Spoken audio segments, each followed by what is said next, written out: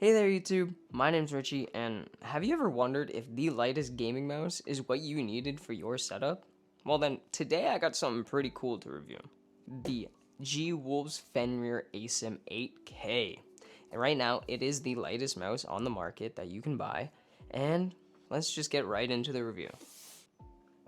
Alright, but before we get into the review, I just want to say everything said about this mouse and this product in this video are from my own thinking, and Gwolves had no interaction in me making this video whatsoever. So let's get into it. So inside of the box, you're gonna find two main things that are gonna be carrying all the contents of all of the box or for the mouse. And first, you'll be seeing the carrying case, and also you'll be seeing an envelope. So before we get into the carrying case that houses the mouse usually, let's get into the envelope.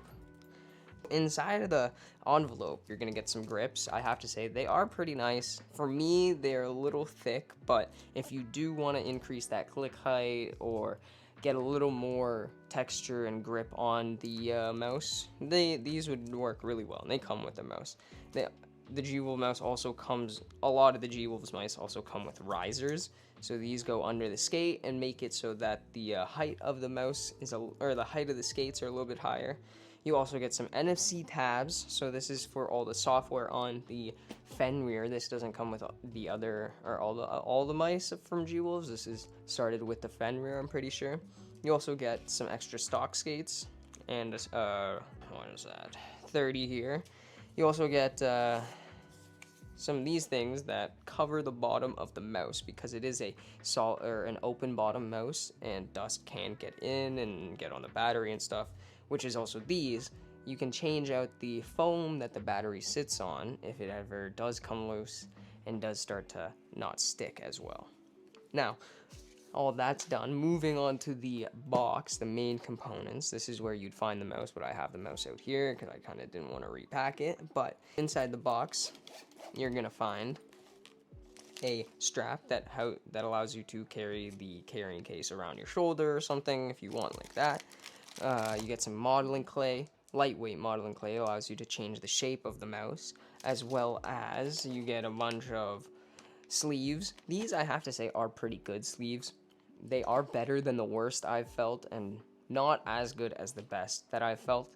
They do have an extra band of elasticity going halfway up, which I personally like because my arm is pretty small. I'm a small fella, so yeah, they are some pretty good sleeves, I have to admit. And then you get two cables for the mouse, but I only have one in here right now because I'm using one on my main setup for the charging of my mice, and this one would be for the dongle, I'm pretty sure.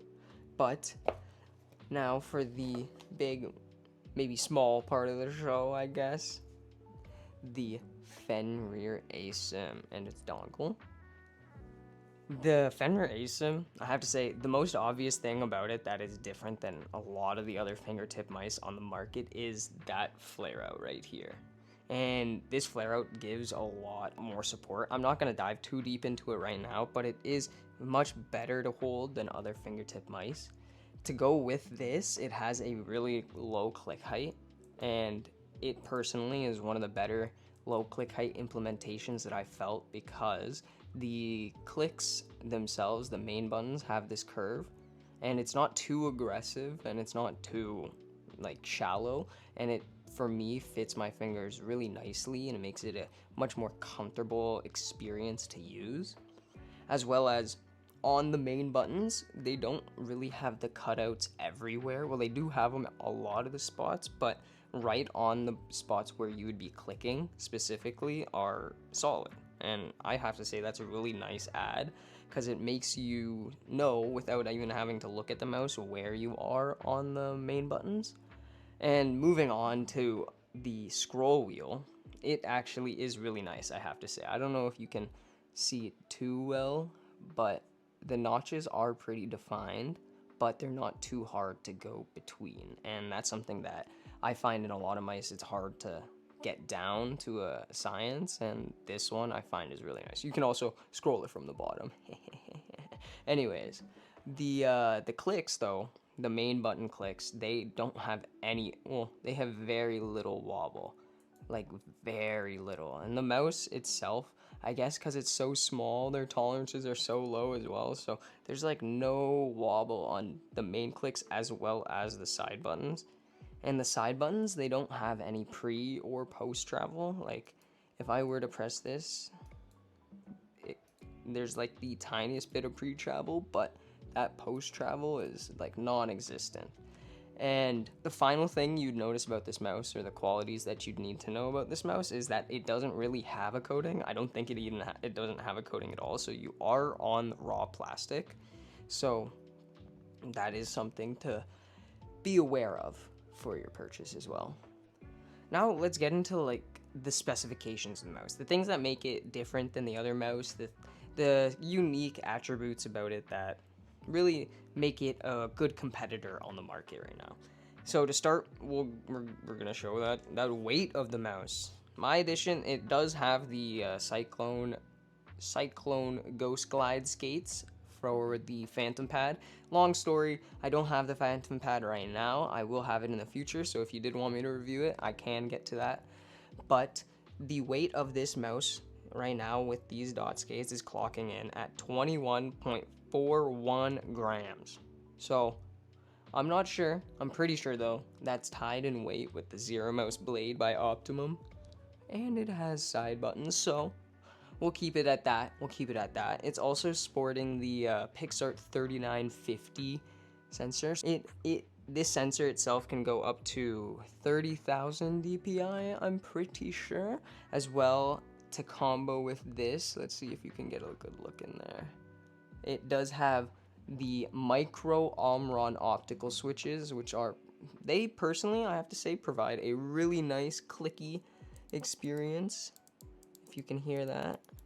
But I'll get into a real sound test later. And it's also, this is a Gwolves type of thing. The PCB is actually reinforcing the whole entire housing, so there is no creaking or no bending that I've felt at all with this mouse, despite how small and how lightweight it is.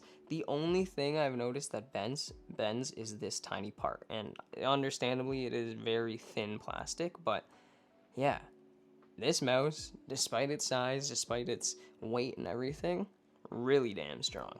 Now that that's all out of the way, let's just drop a real quick sound test about the Fenrir Asym.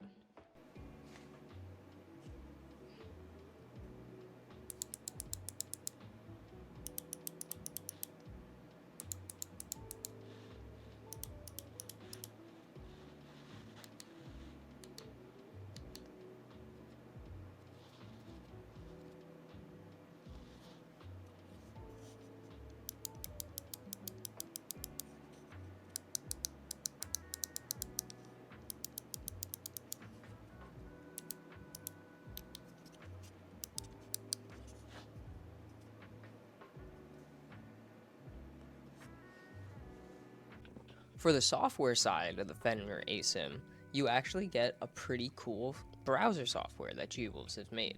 It's on mouse.xyz, and with this software, you're able to change a lot of things. To start, you can change the debounce of each main click, as well as the wheel debounce. I like to keep mine as low as I can, reduce the amount of input latency or anything like that. You can also change the polling rate down from 125 up to 8K. I like to keep mine at 2K because I play Marvel and that game doesn't really do well on things on a polling rate above 2K. With this mouse, you can also change, or with the software, you can also change the lift-off distance. I personally keep mine at high. Roast me about it in the comments. But you can change the sleep time as well on the mouse. That is something pretty nice. It's just for quality of life. The sensor angle is something new that's been added to this run of Gwolves mice. Actually, it's pretty cool on their software. You can change it if you find that you're holding your mouse at a weird angle. You can change it back, and you can accommodate for that, as well as it shows you the battery life, of course. And then you get now onto the middle here. You can get a competitive mode slider, just makes things happen a little bit quicker. And you can also get customizable DPI levels that you can change and put in yourself, all the way from 50 to 30,000 DPI. But There is no button default on the mouse to switch between DPIs, so you can actually assign one of the 5 buttons on the mouse to the DPI button. As well, along with this software, this is where you would get the firmware. You just press download firmware, and right now you can see what firmware I'm on with the mouse, when it was last updated, and everything like that. So it'd be really simple. You just download the firmware and it gives you step-by-step processes in that download as well. For this section, I'm thinking I'm just going to add in a little bit of gameplay and talk about the pros and cons of this mouse. And one of the best things about this mouse to start that I've noticed is that pinky flare.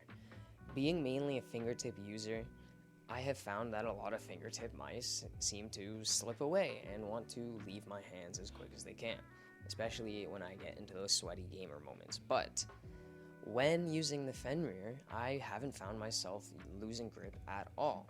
Having that pinky flare spot makes it so that I have an extra spot to put my fingers and have a lot more stability, along with another way to move the mouse. I'm able to pivot it much better from left to right.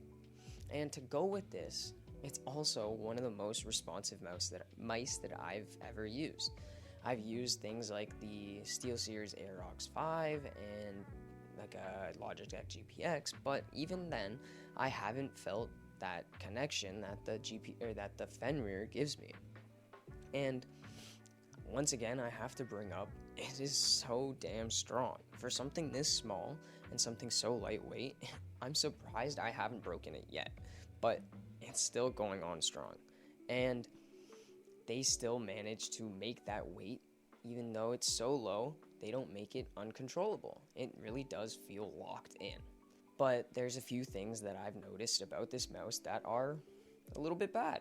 To start, it is kind of easy to misclick on this mouse. Not the main buttons, but more like the scroll wheels and the side buttons. Having not much space to put your fingers on the left and on the middle, I found myself, at least when scrolling through rosters on Marvel Rivals, I'm misclicking and asking to ban someone or something like that.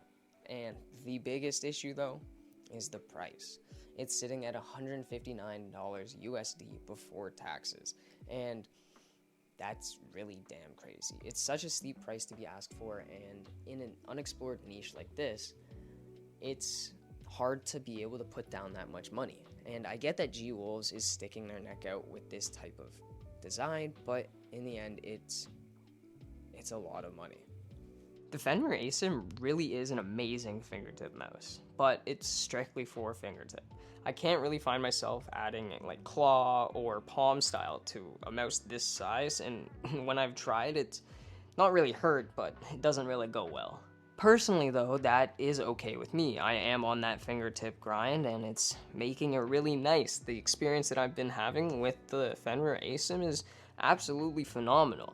And everything from the shape and the weight to it makes it feel like it's one of the best mice in my arsenal, and I have a lot of mice. It's a good amount. But it's sad to see that this shape and the ingenuity and the steps that Gwolves takes to make this mice come to the market, it's not really gonna be used too heavily by the mass consumers because of the price. Sitting at $159 USD, that's just such a steep price to be asked.